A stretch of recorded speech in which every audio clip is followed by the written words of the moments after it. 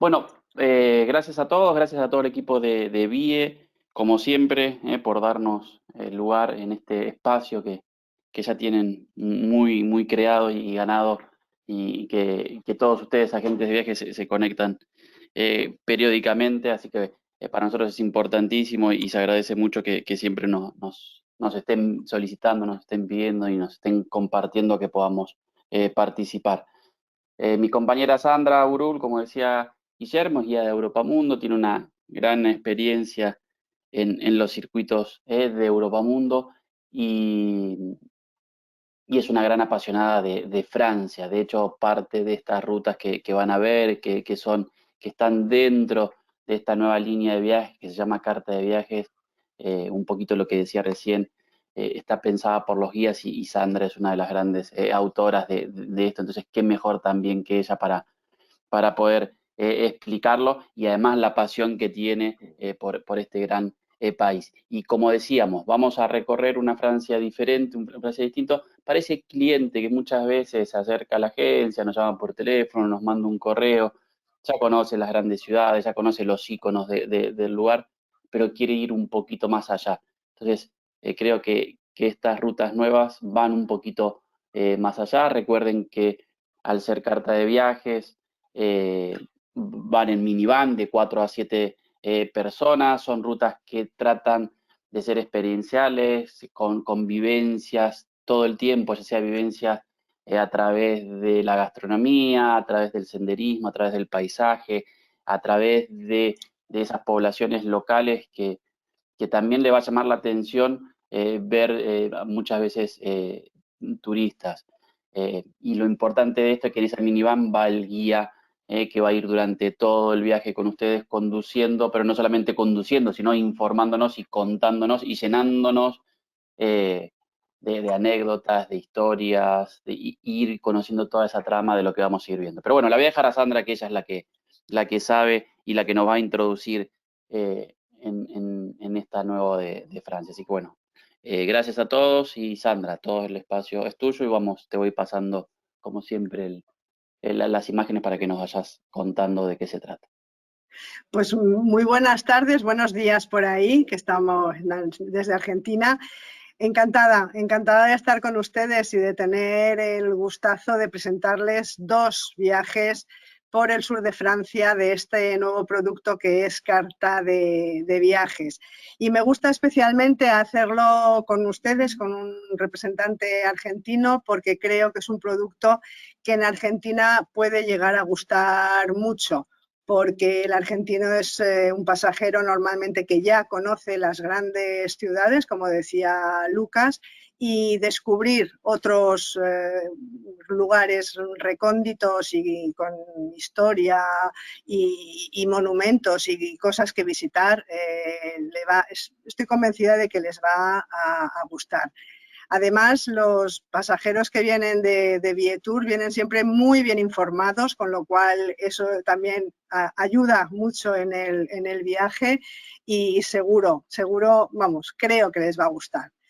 Entonces vamos a empezar, si te parece, Lucas, con la portada del primero de los viajes, que es los pintores, la ruta de los pintores por el sur de Francia. Esta es una ruta muy completa y con pocos kilómetros, ¿vale? Recorre durante 5 días solo una región de Francia, que es la región de Provenza-Alpes Costa Azul. En la siguiente diapositiva creo que tenemos ahí. El principal tema de esta ruta de cartas de viaje, que son las experiencias y las sensaciones, porque estos pintores fueron a estas localidades por eso, precisamente por las sensaciones que transmite. Estas sensaciones que experimentaron los pintores y las pintaron una y mil veces son las que veremos a lo largo de todo el viaje. Las noches en este viaje se reparten en 5 ciudades grandes y pequeñas y que además representan el conjunto de la Costa Azul muy bien.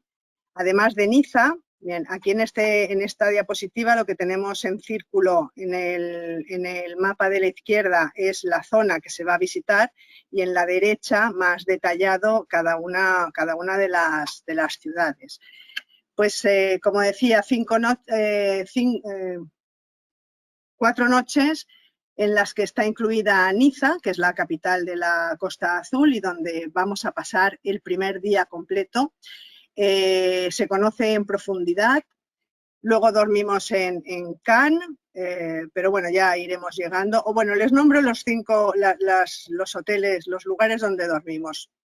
Niza, Cannes. En Cannes lo que nos recuerda es el Festival de Cine, la alfombra roja, lo chic del sur de Francia, el glamour de la Costa Azul. Luego se duerme también en Marsella, que es una de las ciudades más antiguas de Europa, la segunda ciudad más importante en número de habitantes de Francia, y es una ciudad vibrante y muy colorida. Además es el primer puerto francés, puerto marítimo que hay en Francia. Otra de las noches se duerme en Arles o Arles, que es una ciudad pequeñita a orillas del río Ródano, es la Provenza más típica y la más intimista, pero que también nos va a sorprender por la cantidad de monumentos y historia que tiene. Y el viaje acaba regresando a Niza. Como hemos comentado, el viaje es circular, es decir, empieza en Niza y acaba en Niza, que es una ciudad turística por excelencia y cuenta con el segundo aeropuerto más importante de Francia, después del de París, esta ciudad de Niza. Es decir, que es un excelente punto para empezar o terminar cualquier viaje, pero además también es muy buen lugar para enlazar con otros circuitos regulares de Europamundo que van o hacia o desde Italia y hacia o desde la península ibérica. Es decir, que es un lugar muy idóneo. Una de las cosas que definen la Costa Azul es precisamente la luz que es la gran protagonista de esta ruta. La Costa Azul es una región que tiene unos 300 días al año de sol, de media, y además con un microclima que hace que los veranos sean muy suaves, no suben de 30 grados, y los inviernos son secos y templados, es decir, que una climatología ideal para visitar y caminar.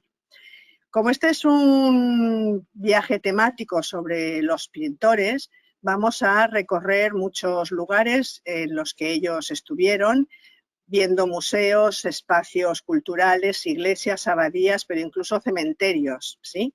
Entonces, por ejemplo, el primer día, en la visita durante la estancia en Niza, vamos a visitar el Museo Matisse, que es lo que estamos viendo en este momento en la foto. La entrada está incluida.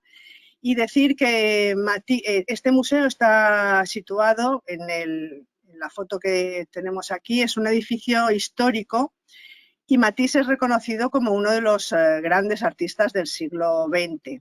Él no era de la Costa Azul, se instaló aquí en 1917 y vivió en la Costa Azul hasta su muerte.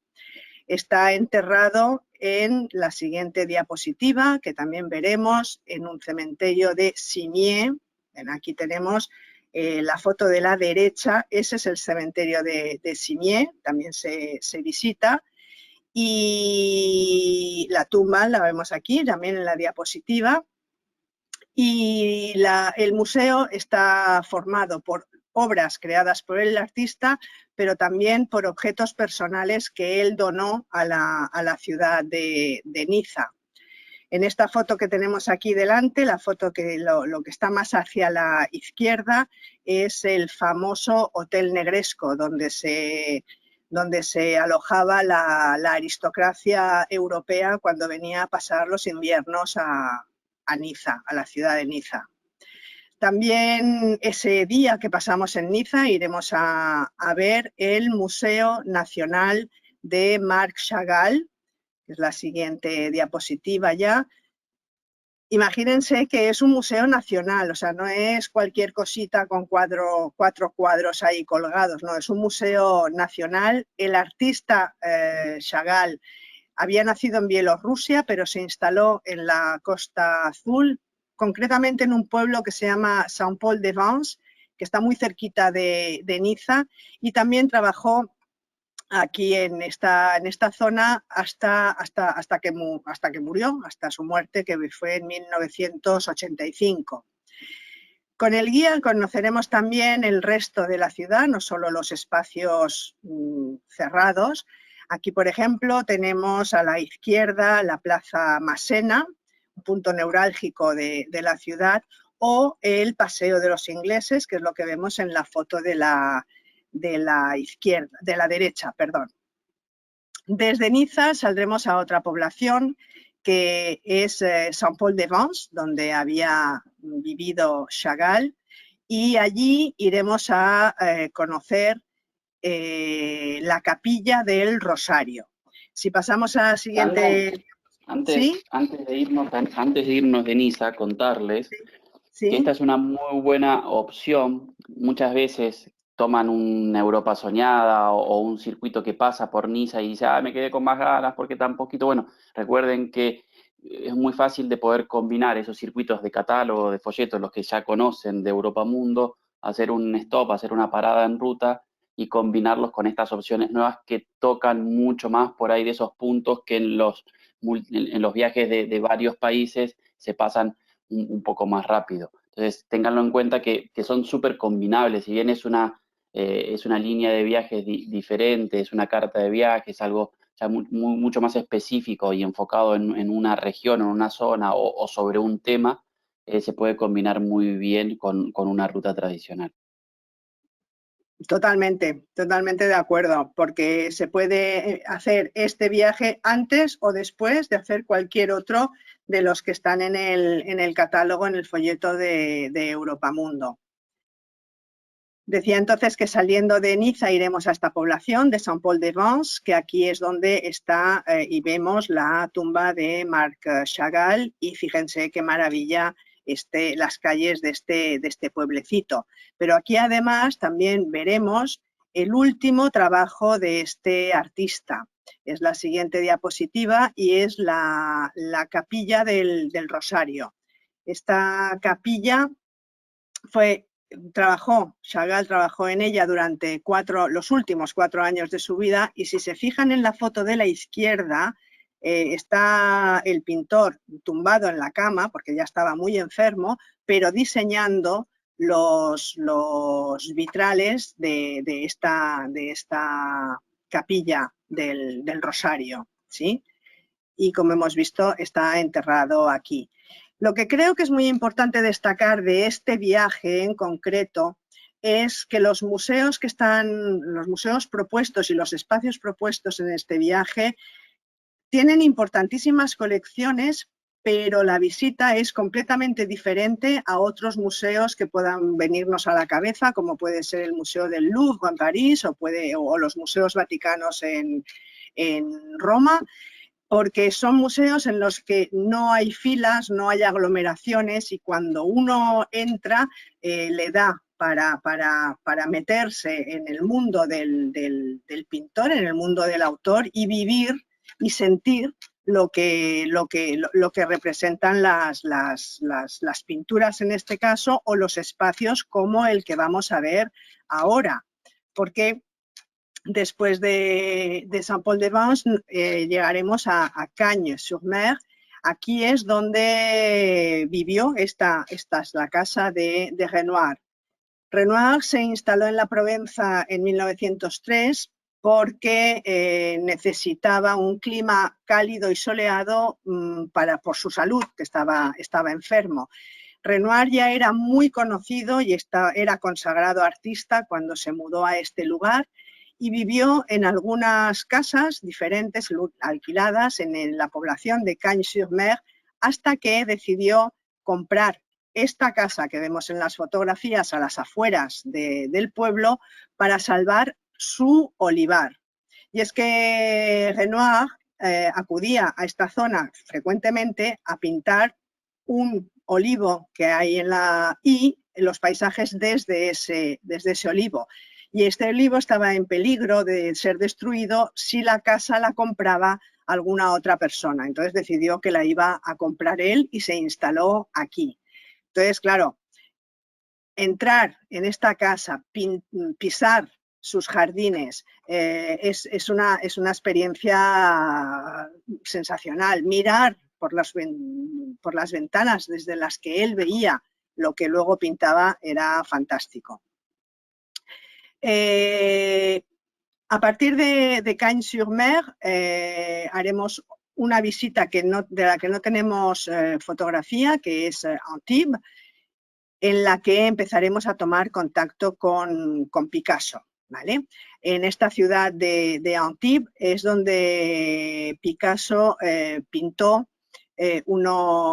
un castillo que había pertenecido a los Grimaldi y en el que tenemos la entrada incluida también. Esa noche dormimos en Cannes, como hemos comentado antes, que es el glamour de la alfombra roja del Festival de Cine. Y al día siguiente vamos a continuar conociendo a Picasso, pero ya en otra población, porque Picasso estuvo en muchos lugares dentro de la Costa Azul. Llegaremos a Vallauris, que es donde se quedó un poco por casualidad, porque conoció a unas personas, a una pareja que le animaron a quedarse, y durante el tiempo que estuvo aquí se dedicó sobre todo a la cerámica y a la escultura, pero encontró tiempo para realizar dos grandes murales de 10 metros cada uno, que es lo que estamos viendo en la foto, y se realizaron en la capilla románica de un castillo antiguo. Son conocidas estas pinturas como Guerra y Paz, y de hecho ven, es el Museo Nacional Guerra y Paz de Pablo Picasso en esta población. Piensen que son enormes, entonces aquí no hay ninguna persona en la fotografía, pero cuando hay una persona no está en un cubículo cerrado, hay mucho espacio, es toda una bóveda gigantesca la que tiene encima de la cabeza, y es otro museo nacional en el que nos vamos a meter en la mente de Pablo Picasso. Saliendo ya de Vallauris y disfrutando de paisajes preciosos de la Provenza y sobre todo de la luz que tiene esta región, llegaremos hasta el mar para disfrutar de un paseo en esta población, un antiguo pueblecito de pescadores que se convirtió en el foco de la jet set durante los años 60. Aquí es donde se instaló Brigitte Bardot, por ejemplo. Saint-Tropez era, bueno, lo máximo que podía llegar a ser algo en la Costa Azul en aquellos años. Y después de pasear por Marsella y, pues no sé, tal vez tomarnos un pastis, que es la bebida local en la Costa Azul, pues llegaremos hasta Marsella para dormir en Marsella. Aquí vemos dos imágenes de esta ciudad. La de la izquierda es la bocana del puerto de Marsella con el fuerte de San Juan, que es una fortaleza del siglo XII. A la derecha lo que tenemos es una callejuela del centro de la ciudad. Por la mañana, bueno, se llega no muy tarde, es decir, que por la tarde-noche se puede ir a conocer la ciudad, pero lo que está programado es que al día siguiente, antes de salir de Marsella, se sube a esta colina en la que vemos en la foto, a esta basílica, que es la Basílica de Notre-Dame de la Garde, Nuestra Señora de la Guardia, que los marselleses llaman la Bonne Mère, la Buena Madre, ¿vale? Es del siglo XIX, pero está hecho en estilo románico bizantino, que se daba mucho en esta zona. En esta foto lo que vemos al lado, a la derecha, es el interior de esta basílica. Y después de haber conocido la ciudad de Marsella, porque como digo, llegamos pronto por la tarde y nos vamos después de haber visto esta panorámica. Al día siguiente, después de esto, nos vamos hacia otra población, Aix-en-Provence, a conocer a otro artista. Y esta vez vamos a conocer a uno local, porque nació aquí. Es Paul Cézanne. Paul Cézanne nació en esta ciudad y para recorrer el tramo que hay desde Marsella hasta Aix-en-Provence vamos a tomar una carretera que además lleva el nombre del pintor, se llama la Ruta Paul Cézanne. Visitaremos en esta ciudad su estudio, el estudio del pintor, y además con la sensación de que en cualquier momento va a entrar para ponerse encima para ponerse a pintar un bodegón, por ejemplo, porque él aquí dentro del estudio, lo que pintaba eran naturalezas muertas. Para el resto de pinturas eran siempre al aire libre. Y la gran musa de Cézanne fue la montaña que veía desde pequeño, desde su casa, que es la montaña de la Santa Victoria. Es la siguiente diapositiva. Piensen que esta montaña, que se ve desde muchos puntos, es la foto de la izquierda, la más a la izquierda, esta montaña de la Santa Victoria se ve desde muchos lugares de la Costa Azul y Cézanne la veía desde su casa cuando era pequeño. Piensen que la pintó 87 veces, desde diferentes ángulos, a diferentes horas del día y en diferentes estaciones del año, para siempre encontrar un rasgo diferente o una luz o una sombra para poder resaltar. Como vemos, los cuadros, lo que está más abajo y lo que está más a la izquierda, son cuadros de Cézanne, de esta montaña, en diferentes épocas del año. Piensen, esta montaña fue pintada por otros artistas como Picasso o, por ejemplo, Kandinsky. Mucho más tarde también la pintó. Es decir, siempre ha tenido mucho magnetismo, pero para Cézanne era como una obsesión. Piensen que era tan importante que cuando tenía 67 años iba recorriendo el camino que le llevaba hasta el punto donde podía él ponerse a pintar, un camino que conocía perfectamente bien, cuando se desató una tormenta de esas de primavera que se dan en la zona, pero él, bueno, siguió pintando. Bueno, pues una semana después de la tormenta falleció de neumonía en su casa y como conmemoración a este pintor de Aix-en-Provence, el ayuntamiento creó una zona, que es la foto que tenemos la más grande, esta que pone Terreno de los Pintores. El ayuntamiento creó este espacio abierto al público para conmemorar el centenario de Cézanne. Desde aquí se ve al fondo esta montaña de la Santa Victoria y como queda a unos pocos cientos de metros de la casa de Cézanne, vamos a recorrer este caminito que nos han dejado perfecto para poder contemplar la montaña. El siguiente punto en la ruta va a ser una fascinante ciudad, a mí por lo menos me encanta, que es la ciudad de Arles. Es un lugar con muchísima historia, que está a orillas de un gran río europeo, que es el Ródano, uno de los más importantes.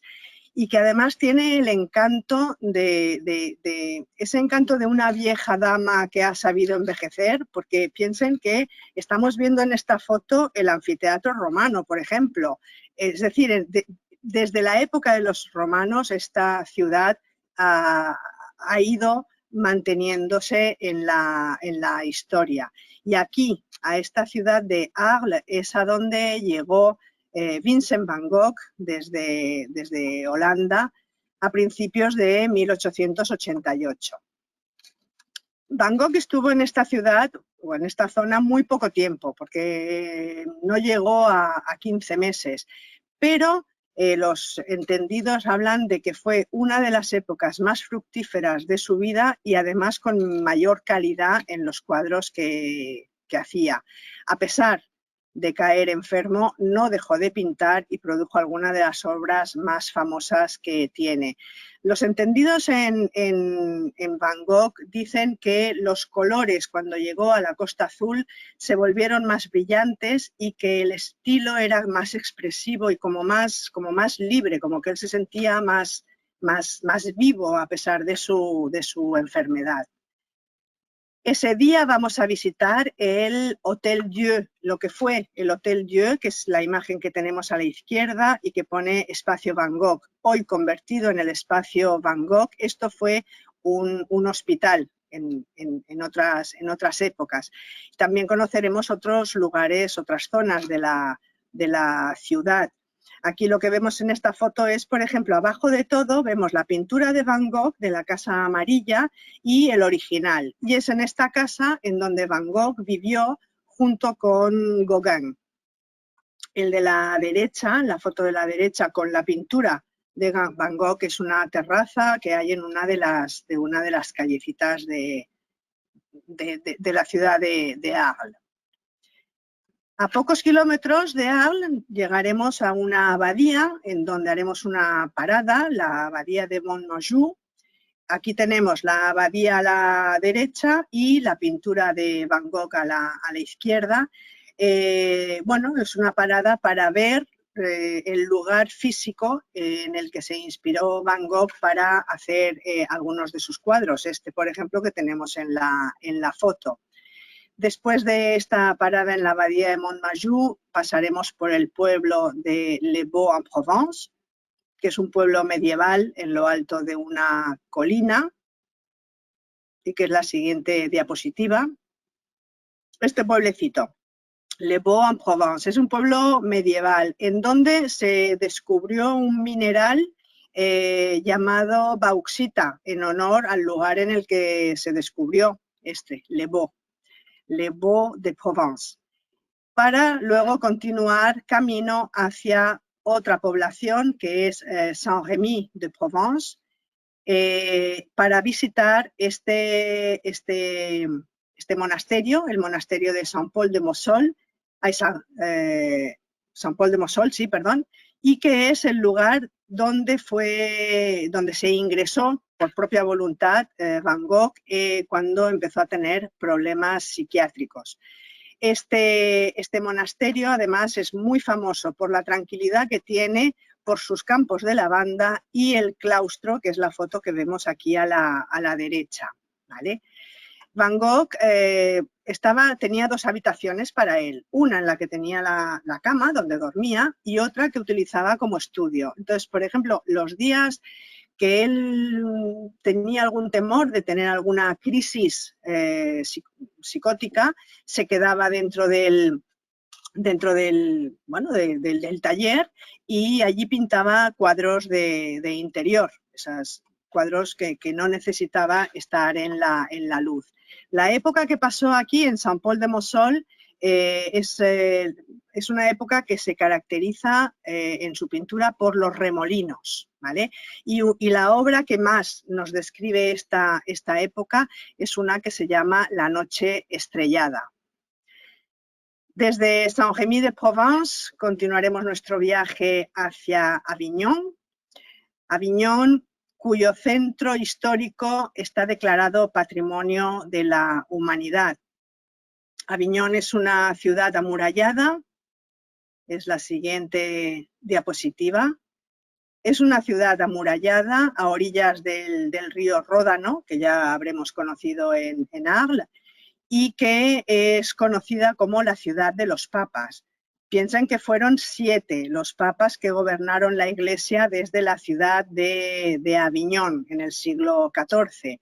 También es muy conocida por este puente que vemos aquí en la foto de la izquierda, que es el puente de Aviñón, que canta esa canción infantil que seguro que todos hemos oído alguna vez, ¿sí? Bueno, pues este puente también se va a visitar. A la derecha lo que tenemos es el Palacio de los Papas de Aviñón en la fotografía. Y desde Aviñón ya se regresa directamente a Niza, en un recorrido pues, de 2 horas y media más o menos, no más. Bien, donde se llega por la tarde y ya es el fin de este viaje. Un viaje muy, muy, muy, muy completo. No sé si alguien tiene alguna pregunta o algo que decir. ¿No? Bueno, ¿sí? Lucas. No, venimos muy bien. Creo que de pintores estamos hechos, digamos. Creo que si alguien quiere saber de pintores en Francia, esta es la ruta, Sandra. Totalmente, totalmente de acuerdo. Además, con lo bien que encaja con otras rutas que se pueden hacer desde o hasta aquí. Pues si no hay Bien. preguntas, entonces, si les parece lo que... Continuamos con esto de los cátaros, que a veces llama mucho la atención, la ruta de los cátaros. ¿A qué se referirá con la ruta de los cátaros? ¿Qué eran los cátaros? Gente que cataba vino, gente... ¿Qué eran los cátaros? A ver, De contanos vos que hecho, sos la que sabe. está... Bueno, ahora nos hemos movido al este del río Ródano, ¿verdad? Que hemos hablado del Ródano varias veces, ¿verdad? Vale, pues lo que hemos visto de los pintores está al este de, volvemos a ver el mapita, al este, la Provenza, Alpes, Costa Azul, y la división justo es el Ródano, ¿vale? Pues nos vamos a ir hacia el oeste. Es una zona preciosa, maravillosa y muy poco conocida. Vamos a movernos por el país cátaro. Y seguro que alguien dirá, ¿y qué país es ese? ¿Verdad? Bueno, en francés el Pays Catar, porque es la región de Occitania, es una región amplia, como ven en la foto, en donde se desarrolló un movimiento religioso católico cristiano, perdón, que se llamaban cátaros. Este movimiento religioso que arraigó en la zona sur, en Occitania, en el sur de Francia, en el siglo XII, entre muchos de los habitantes de esta zona, tenía la tolerancia y la protección en muchos casos de los señores feudales e incluso del rey de la corona de Aragón, ¿vale? Entonces, vamos a descubrir esos lugares, porque tengo que decirles que si seguimos con la historia, este movimiento llegó a un punto en el que por motivos políticos y religiosos, pero mucho de políticos, el rey de Francia y el Papa Inocencio III unieron fuerzas contra ellos, contra los cátaros, y contra los señores que los toleraban o que directamente practicaban el catarismo. Porque es que hay que tener en cuenta una cosa importante en esta zona. El sur de Francia, es decir, todo Occitania, todo el sur de Francia, era una zona muchísimo más rica, mucho más culta y con una mucho mejor calidad de vida que el norte. Es que no podemos olvidarnos que estamos hablando del siglo XIII y que en aquel momento el reino de Francia ocupaba un pequeñísimo territorio. Vamos por favor al anterior, Lucas, porque así pueden ver el mapa. No sé si ven aquí el París. Bueno, pues es que Francia, el reino de Francia era un poco más que París. O sea, era París y un poquito más de terreno, no mucho más, porque lo otro eran señores feudales independientes.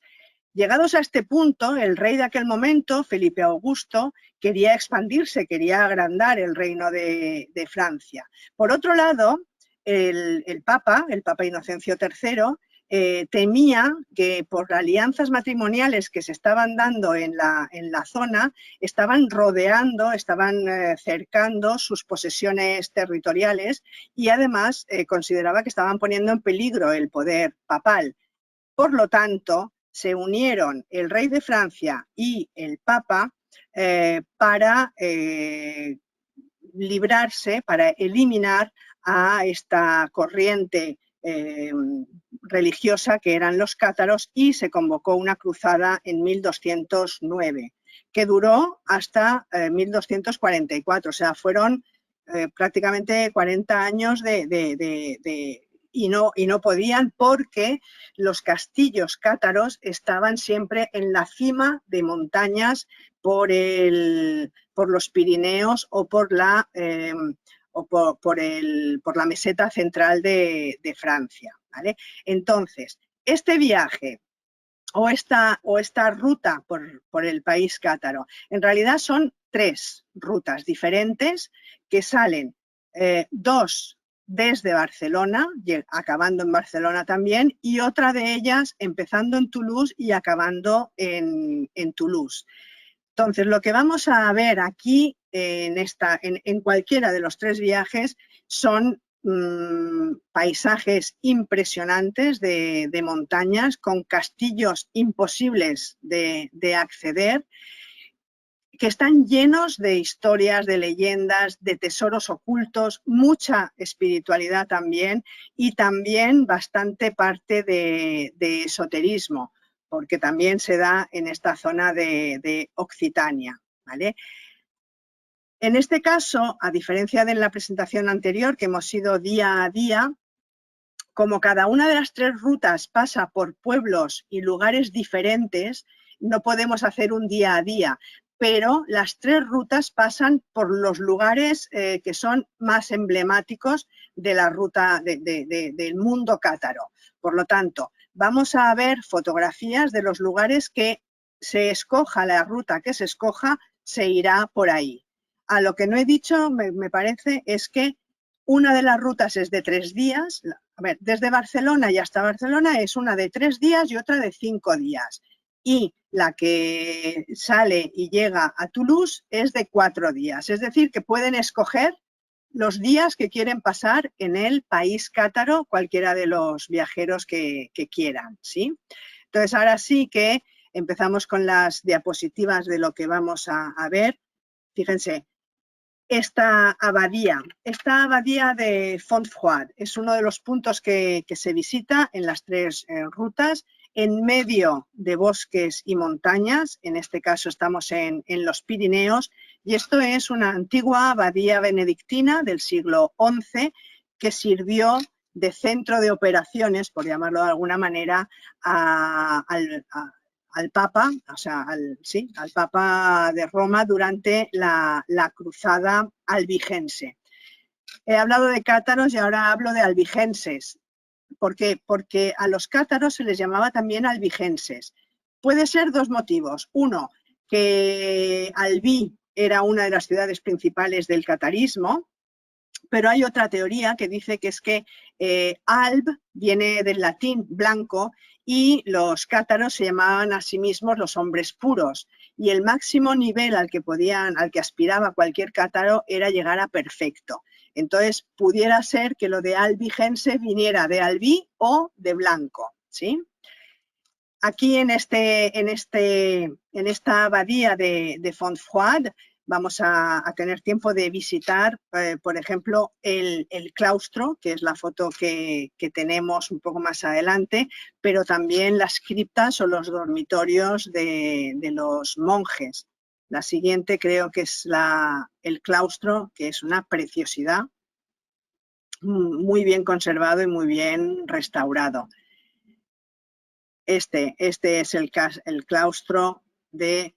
No, pasa, por favor. La siguiente, este es el claustro de la abadía de Fontfroide. Y esto lo tenemos incluido en cualquiera de las rutas que va por el país cátaro.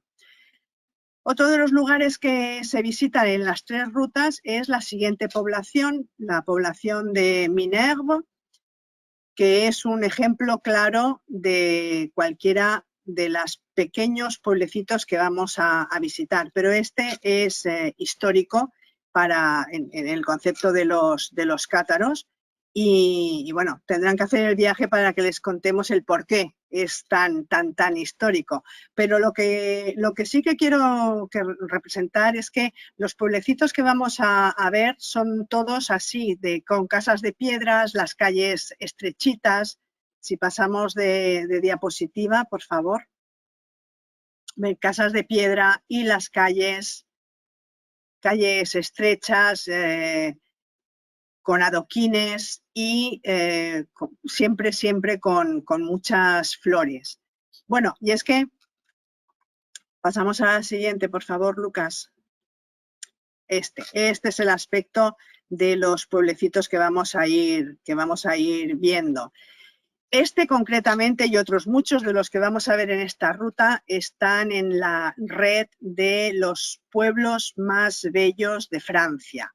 Y es que es una asociación que se creó en los años 80, que cada año nomina los pueblos más bonitos de Francia. Actualmente hay 159 pueblos nominados los más bonitos de Francia, muchos de ellos en esta región de Occitania, y Minerve, por ejemplo, es uno de ellos, ¿vale? Aquí llegamos a Carcassonne y las 3 rutas llegan aquí a dormir. Carcassonne es una ciudad emblemática para los cátaros, muy simbólica, y lo que tiene más interés es lo que estamos viendo en la pantalla al fondo. Ven, en lo alto de esa colina amurallada se encuentra la parte más antigua de Carcassonne, que es conocida como la Cité o la ciudadela. Después de la cruzada quedó absolutamente destruida y los siglos posteriores pues no se rehabilitó. El gobierno francés había pensado destruirla ya definitivamente cuando un grupo de varios intelectuales, entre los que estaba Prosper Mérimée, el que había escrito la obra de Carmen, esa obra que luego se convirtió en ópera de Bizet, ¿verdad? Vale, pues entre ellos Prosper Mérimée, se empeñaron en que se reconstruyera la ciudadela de Carcassonne. La ciudadela fue reconstruida, muy bien reconstruida, con estilo medieval, y tan bien hecha está que se declaró Patrimonio de la Humanidad en 1997. La ciudad no es solamente esta ciudadela, pero es suficientemente grande como para poder pasar unas cuantas horas. Y lo más interesante está dentro de la ciudadela. Aquí se puede visitar el castillo de los condes de Trencavel. Trencavel era la familia condal, los condes de esta ciudad y sus territorios, o también la Basílica de San Nazario, que creo que es la siguiente diapositiva. Esta basílica la siguiente entonces. La Basílica de San Nazario, que fue mandada a construir por los condes de Trencavel, hoy en día todavía se dan coros de voces, y es muy curioso, pues yo me he encontrado muchas veces con que están ensayando. Ensayan varios días a la semana a diferentes horas, y la verdad es que es una gozada oír esos cantos, muchos de ellos medievales, y que te transportan en el tiempo. Así es que Carcassonne la vamos a poder disfrutar mucho, porque se llegará por la tarde, pero con tiempo de visitar los lugares más importantes, y después de pasear y ver y perderse en esa atmósfera absolutamente medieval. Otro de los lugares dentro de la ruta, y ya pasaremos a la siguiente, es Montsegur. Montsegur es bueno, cuando uno habla de cátaros, a cualquiera que sepa un poco de cátaros, le habla de Montsegur, y es el epicentro, porque es el símbolo de la lucha de los cátaros, ya que fue en este castillo donde cayeron los últimos reductos. Los últimos cátaros, unos 500, se habían refugiado en este castillo en 1244, y las tropas francesas los asediaron durante 9 meses. ¿Vale? Fíjense en dónde está situado. Es que está situado en un pico a 1200 metros de altitud. O sea, es que es imposible atacarlo. La cuestión es que cuando las tropas francesas se dieron cuenta de que iban a seguir y el asedio no acababa, pagaron a unos escaladores para que entraran dentro de la fortaleza y así poder tomarla. Entonces, muchos de los habitantes, muchos de los cátaros que vivían en el castillo consiguieron huir porque los cátaros sabían cómo salir de allí, incluso túneles dentro de la roca.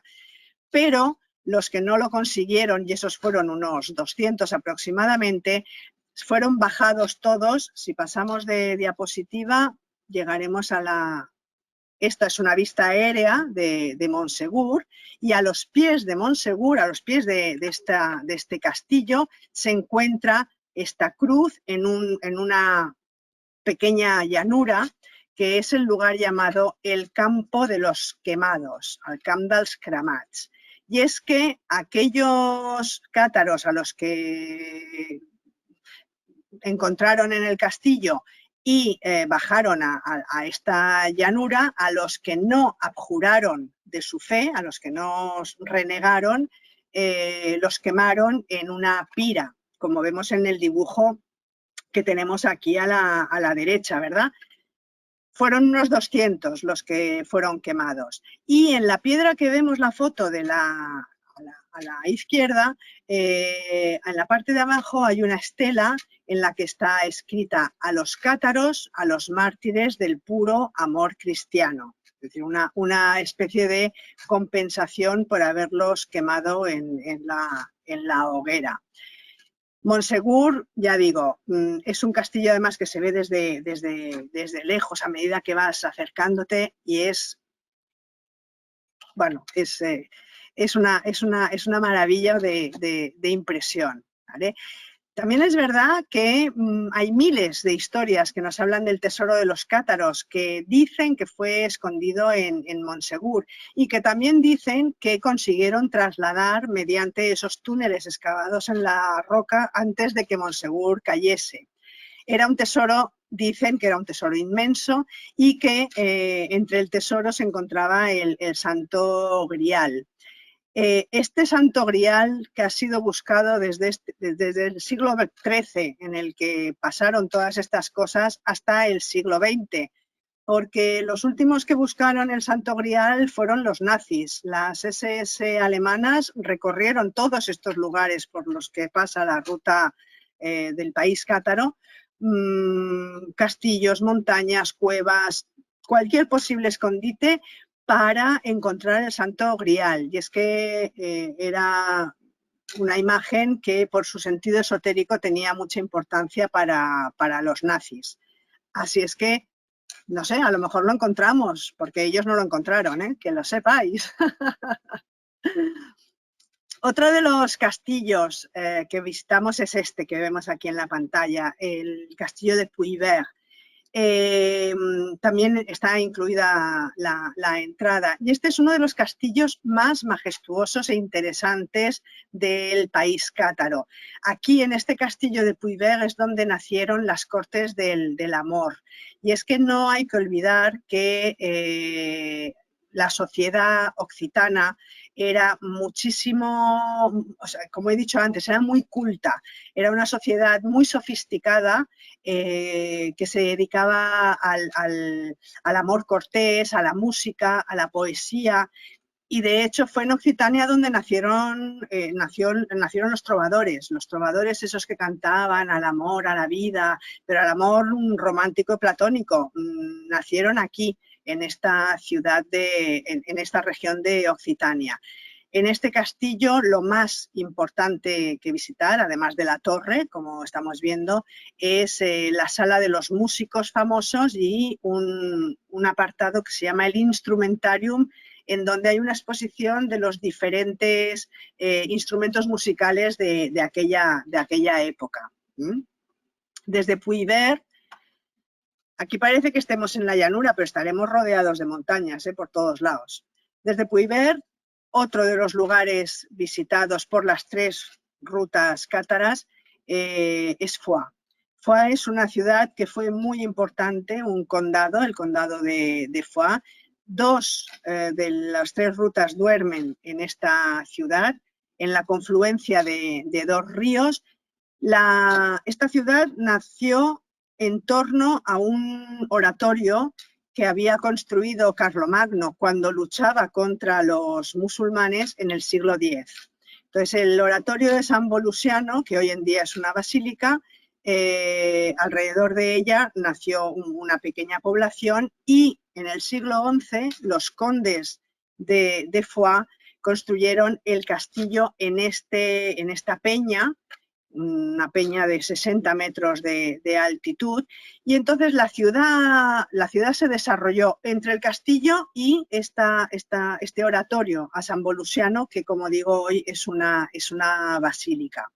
Entonces es un lugar que fue muy, muy importante para el refugio de los cátaros perseguidos, ya que algunos miembros de la familia condal, algunos de los miembros de los condes de Foix, eran cátaros ellos mismos. Entonces aquí acogieron a muchos de los cátaros que huían durante bastante tiempo.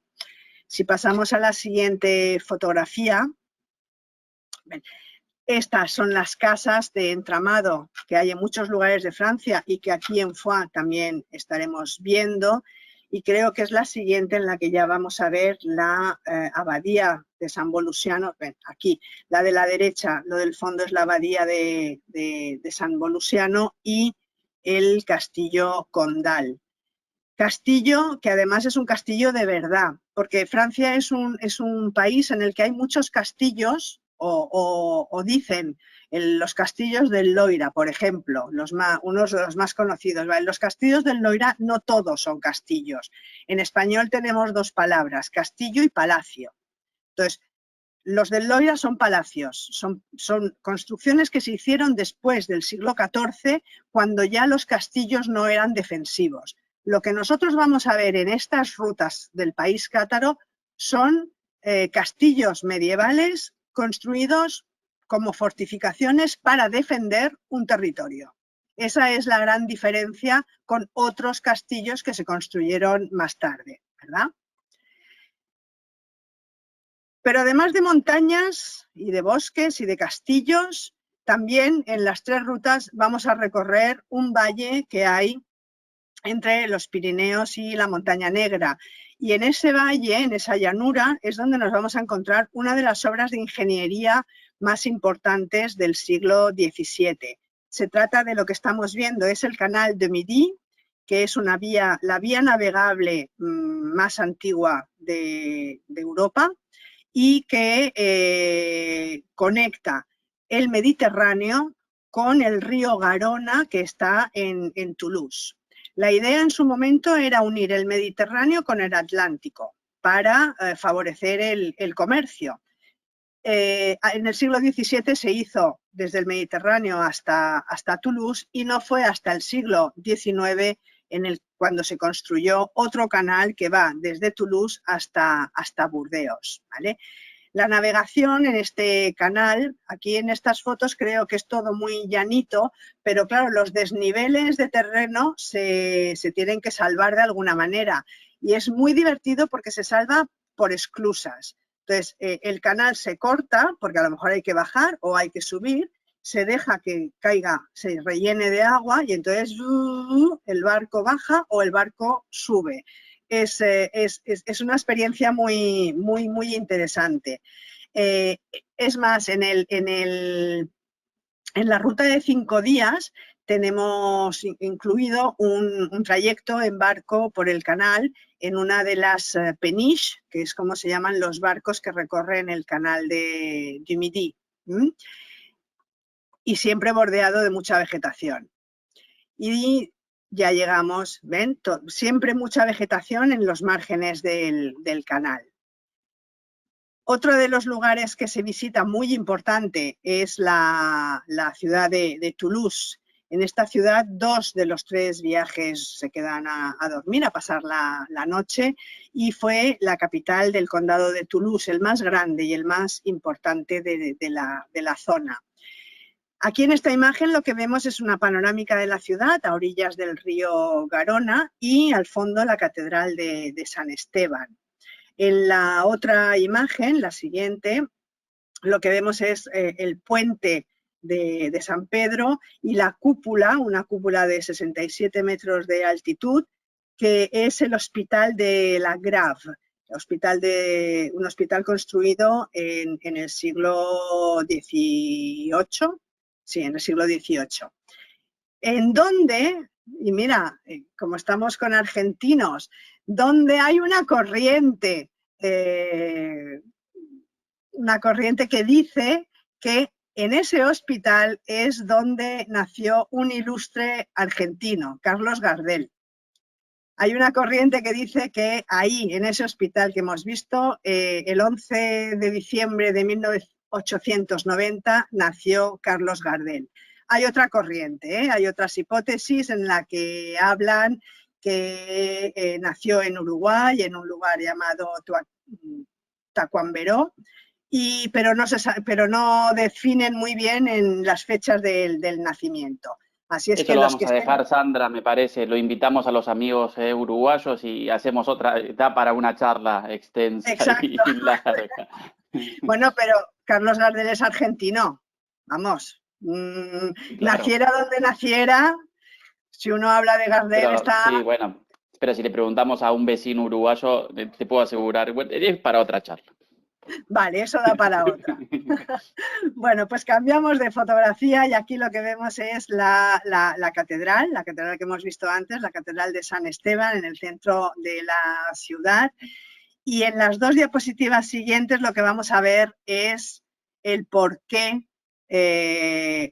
a Toulouse se la llama la ciudad rosa. Fíjense en el tono de estos edificios. Y es que las callejuelas del centro histórico fueron construidas en ladrillo y madera. Y el ladrillo y la madera lo que dan es este tono rosado que vemos aquí en el fondo, ¿verdad? Como digo, dos de las tres rutas del país cátaro duermen aquí en Toulouse, y aprovecho para decir que los hoteles de esta ruta cátara son hoteles muy bien situados en lugares pequeños. La ciudad más grande es Toulouse, pero que además salir en coche, en vehículo privado y pocas personas nos acercan al centro de las ciudades. Los hoteles previstos están muy céntricos, es decir, que se puede disfrutar de la noche en cualquiera de las ciudades a las que vayamos. Lo que no quiero olvidar, antes de pasar a la gastronomía, es que otro de los atractivos de conocer esta ruta es el legado mítico y espiritual que ha permanecido en toda la región perdón, a lo largo de los siglos. Y es que aquí, a esta zona del sur de Francia, a lo que es la Provenza y Occitania, llegó la familia de Jesucristo cuando huyeron de Palestina. José de Arimatea, su madre María, María Magdalena o Marta, son algunos de los que huyendo de Palestina llegaron atravesando el Mediterráneo hasta cerca de las costas, a la costa francesa, cerca de Marsella aproximadamente. Desde ahí se empezó a expandir el mensaje de Jesucristo por toda Europa. Por lo tanto, es una zona en la que se puede vivir mucho toda esa historia pasada. Y ya hemos visto una de las primeras fotos. No podemos dejar de degustar la gastronomía de Occitania, una de las más ricas y variadas de Francia. Podemos empezar con esta fotografía, fiambres y quesos, como estos, o una tabla de quesos sencillamente, de los más representativos de esta zona. Pues lo hay de cabra, como por ejemplo el Cadecú o el Rocamadour, o lo hay de oveja, como el Roquefort. El queso Roquefort se produce en Occitania, en esta zona, y es queso de oveja. También hay quesos de vaca, como uno que se llama el Tom de Pyrénées. Hay que decir que Tom es un nombre genérico porque significa queso de montaña, ¿vale? Pero hay uno que es el de los Pirineos. Si queremos algo más sustancioso, nos tenemos que ir al cassoulet. Bueno, aquí tenemos la elaboración, las bodegas dentro de cuevas del Roquefort.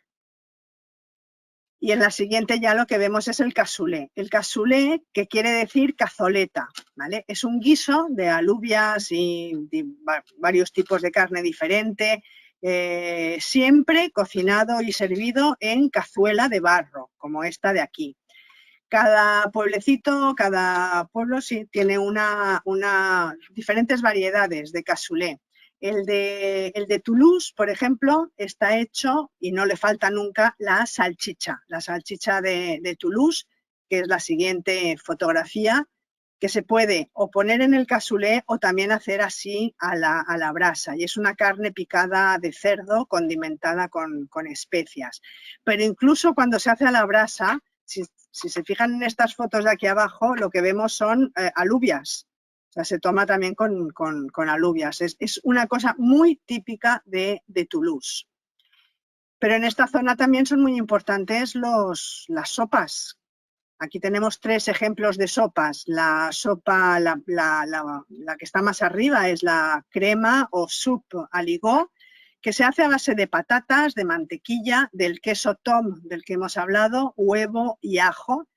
Y es interesante hablar de ella porque es la sopa o es la crema que preparaban los monjes para dar a los peregrinos que hacían el camino de Santiago de Compostela.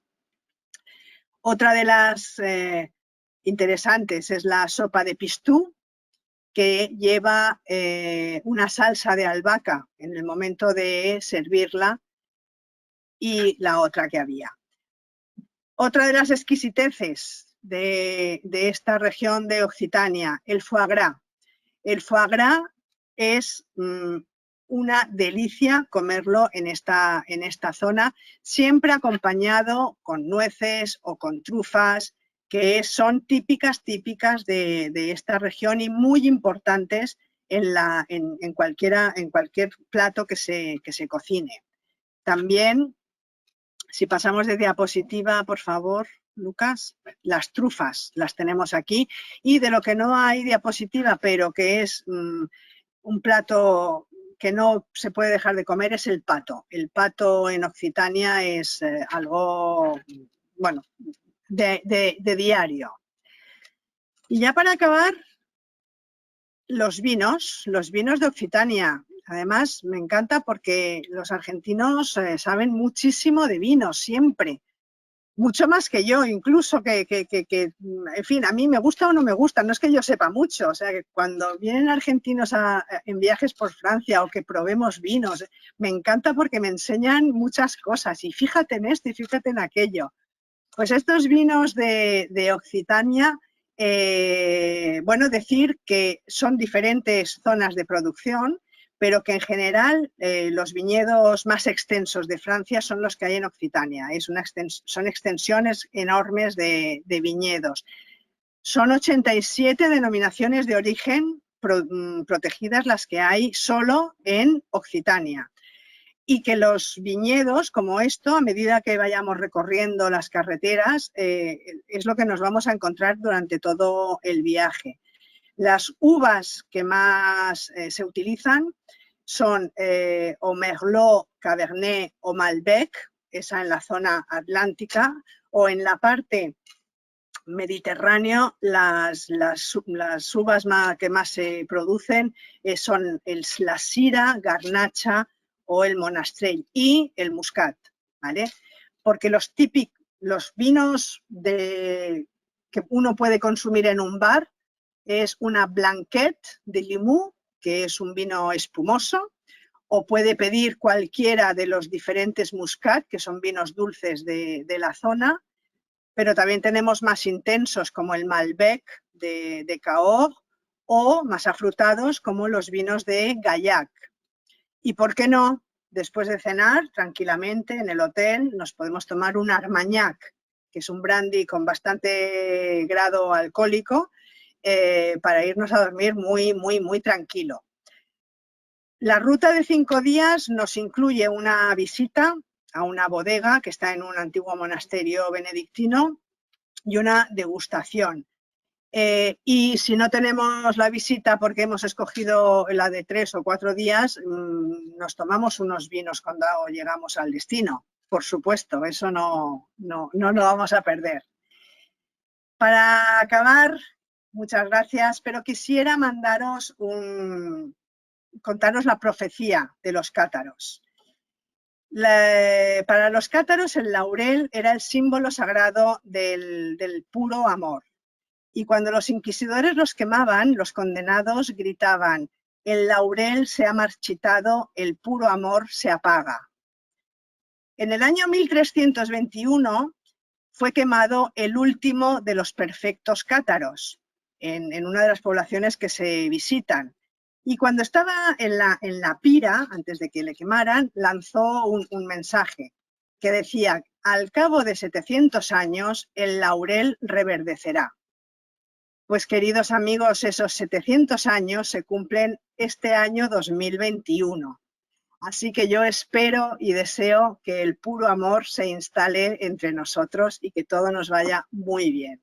Muchas gracias.